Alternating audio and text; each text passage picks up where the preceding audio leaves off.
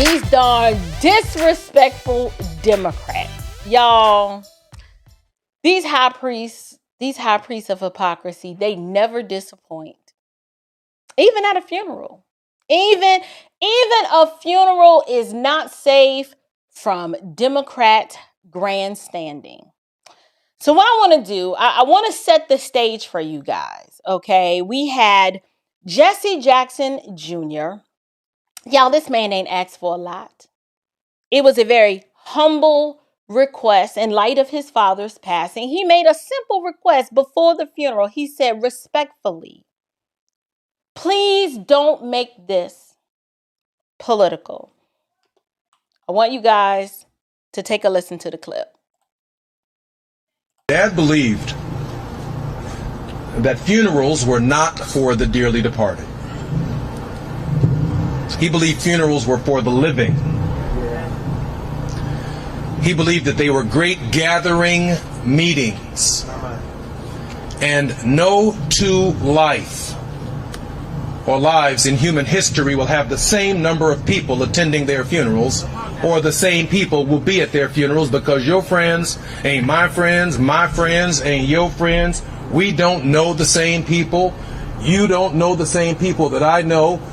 Do not bring your politics out of respect to Reverend Jesse Jackson and the life that he lived to these homegoing services. Right. Come respectful and come to say thank you. But these homegoing services are welcome to all. Democrat, Republican, liberal, and conservative, right wing, left wing, because his life is broad enough to cover the full spectrum of what it means to be an American. We only ask people to come and be respectful in the context of the extraordinary life that he lived.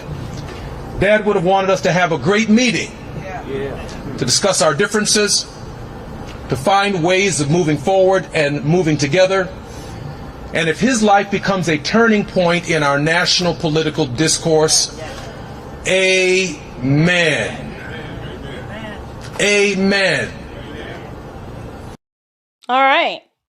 Well, Jesse Jr. made his request known. It was very simple. Wasn't very complicated at all. He said, out of respect for him and his life, he didn't ask for anything controversial. He said, just honor the man's life. Y'all, it was a simple request. But apparently, Democrats, asking them not to politicize something, that's like asking a shark, don't swim in the water where the blood is, right? Like, don't go over there. Because I don't know if you guys know by now what happened, but there were some dignitaries at the funeral. You had Barack Obama, the sock puppet Joe Biden. He did show up. I don't think Joe knew where he was, but he was there. The curry queen herself, Kamala Harris, and even pulpit pimp of the social justice warrior brigade of the South, Jamal Bryant. He showed up as well. All of them took the stage, and they did the exact thing they were asked not to do. Each day we wake up to some new assault on our democratic institutions. Another setback to the idea of the rule of law. An offense to common decency. Every day you wake up to things you just didn't think were possible. Each day we're told by those in high office to fear each other and to turn on each other, and that some Americans count more than others, and that some don't even count at all. Everywhere we see greed and bigotry being celebrated, and bullying and mockery masquerading as strength. We see science and expertise denigrated, while ignorance and dishonesty and cruelty and corruption are reaping untold rewards every single day. We see that. And it's hard to hope in those moments. So it may be tempting to get discouraged, to give in to cynicism.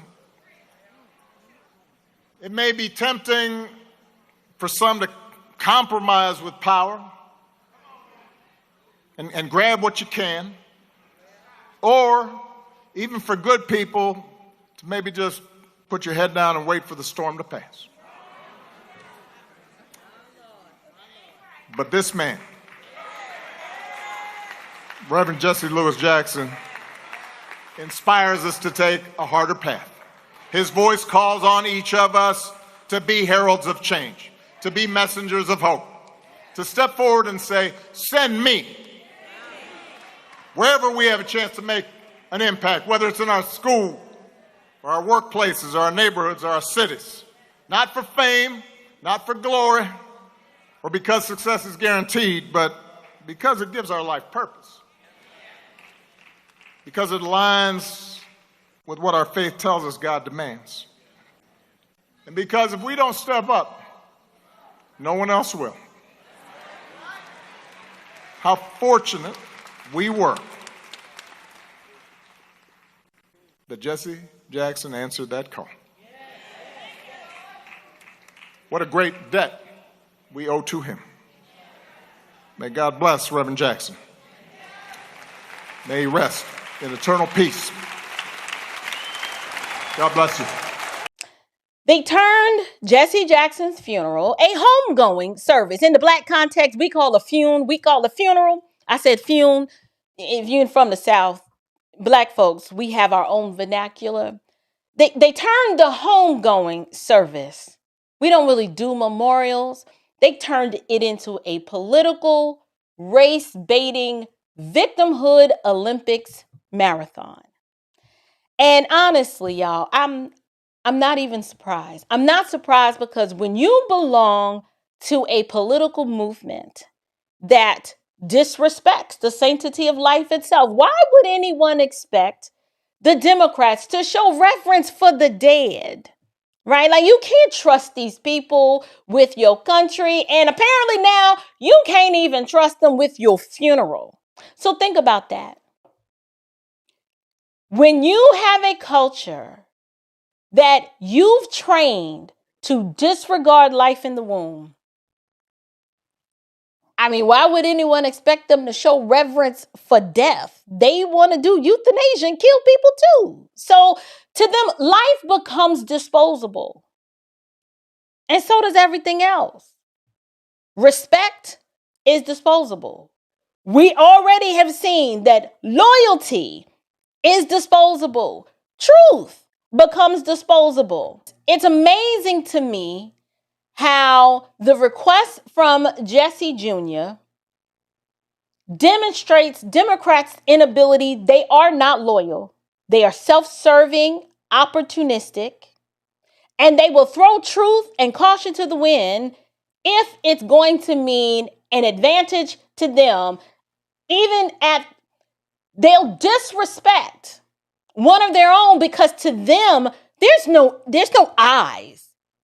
It's all about the movement. It's advancing the cause.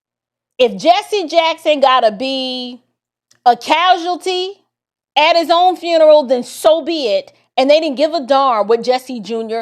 thought about it. Because if they did, they would have said, change of plans.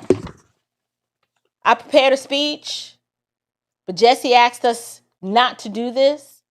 And in the spirit of respect and honor for the deceased, I'm going off script. Something, figure it out. Now, you know Kamala, she can't go off script because she can't.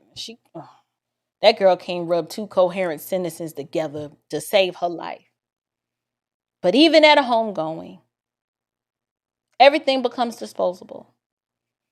But y'all, we got to suffer through this clip. We just have to. It is his will.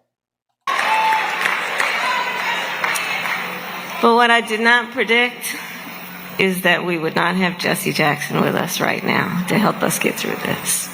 And girl, Jesse was in his early millions and not coherent. He wasn't even talking at the end of his death. She is so fake. What I did not predict was Jesse not being here to help us through it. Jesse ain't helped nobody through nothing in at least 5 to 8 years. Y'all, did y'all see that last press conference where it was up in Chicago and Jamal Bryant was standing up there holding Jesse Jackson's hand and he in a wheelchair? Jesse don't even know what's going on. And they asked all of the clergy there that question about illegal immigration and like, why are you guys pro illegal immigration when you know it depresses wages? And Jamal Bryant was like, he didn't know how to answer it, so another pastor answered. Y'all remember that? It's DEI, yes. But why is the Rainbow Push Coalition supporting illegal aliens if illegal aliens disproportionately affect the black community jobs? Say it one more time. Why is the Rainbow Push Coalition supporting illegal aliens when illegal aliens disproportionately negatively affect the black community? Yeah, that's not true. It is true. They take jobs, right? But they take your jobs. Next question. Legal. Let me offer. Nothing? Thank you so much for coming out today. That doesn't make any sense to me. This is the Rainbow Push Annual Conference. I mean, if you want to support People's Conference black of jobs, Call to Action. you don't support illegal aliens coming in and undercutting black jobs. It doesn't make sense though, right? I mean, playing fields. I mean, it just doesn't make sense. So, Jesse Jackson was sitting right there, not knowing what was going on. So for her to make this statement I predicted this was happening, but I just didn't predict that Jesse would be here to help us through it. I know Jesse Jr. sitting here like, this heifer knows she lying. Yesterday, I listened for several hours of 3 United States presidents who do not know Jesse Jackson.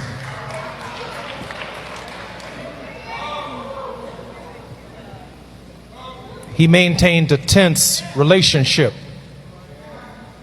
with the political order, not because the presidents were white or black, but the demands of our message, the demands of speaking for the least of these, those who were disinherited, the damned, the dispossessed, the disrespected, demanded not Democratic or Republican solutions, but demanded a consistent, prophetic voice.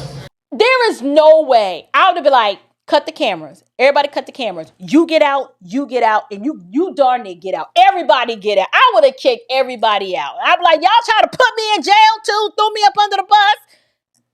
I would have kicked everybody out. Because they so fake. She can't even be believable when she's trying. It's so unserious and so unreal. So from a young age, we know that Reverend Jackson saw that the doors had been closed to the millions of people across our nation and throughout the world who were otherwise so deserving. And they were doors, of course, to opportunity, to equity, to justice, to freedom. And so he dedicated his life, as we all know, to breaking down those barriers. So when we are speaking of these doors, I will share with you that as a child, I was raised that when you see a closed door, you must knock and wait to be invited in. What life has taught me is that if that invitation is not offered, and if that door remains shut, even after repeated attempts to knock on said door, sometimes you have no choice but just to kick that door open.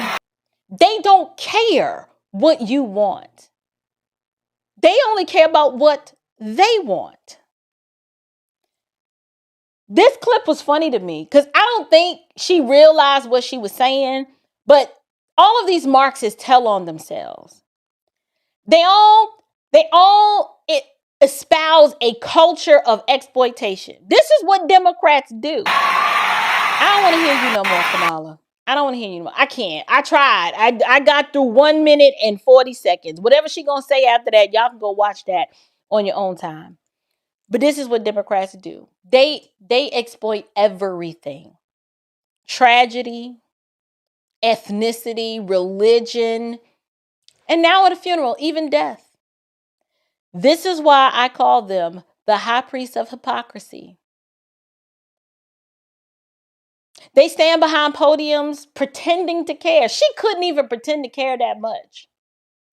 And then use every moment for political gain. Y'all, what we witnessed at this funeral was the perfect example.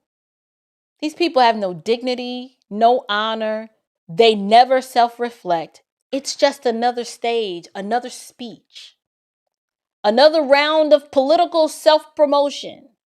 So the real question is this: was this funeral about honoring Jesse Jackson, or was it about all these people here reminding everyone else that in the Democrat Party, everything is political? Even the grave, and even when one of your own say, can you not make it political? Because my father, his life was way more broad than some sort of polarizing political grandstanding. But this is what they do. I hope this opens Jesse's eyes, Junior, that is, and helps him to realize that these people are really evil and that they will disrespect you, waltz their behinds up in front of, while your daddy is laid out casket sharp. They don't care. It is all about them. That's how they treat their constituents. That's how they treat their fellow, political allies. I mean, do you really think these people have a capacity to serve the American people? I mean, maybe it's me. Do you think it was disrespectful for them to politicize the funeral?